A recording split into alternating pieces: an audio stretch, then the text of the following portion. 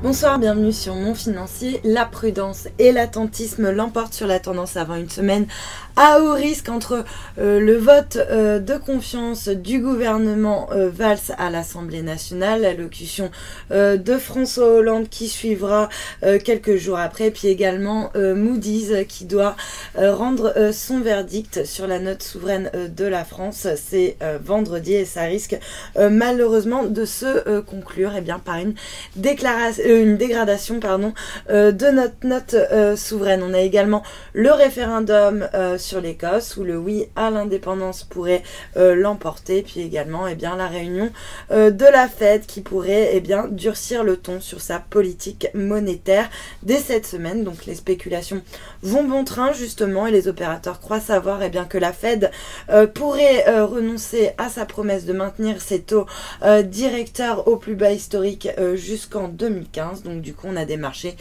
qui optent encore une fois pour la prudence. Le CAC lui cède 0,29%, on termine à 4428 points. Ailleurs, même tendance, Francfort est à peu près stable, l'Eurostoxx cède 0,16% et Londres moins 0,13%. Du côté des valeurs, le secteur du luxe surperforme largement la tendance avec par exemple Kering en tête du CAC qui bondit de 2,45%. Capgemini soutenu par un analyste Kepler-Chevreux qui vise 65 € sur le dossier, se distingue parmi les meilleures performances sur le CAC. À l'inverse, en lanterne rouge, Orange qui perd 1,9%. Le groupe serait proche d'un accord pour acquérir l'espagnol Jastel. Et puis à noter sur le SBF 120 que Air France KLM dégringole de 3,2% alors que sa compagnie entame le premier jour de grève, une grève qui est prévue pour durer toute la semaine alors que les pilotes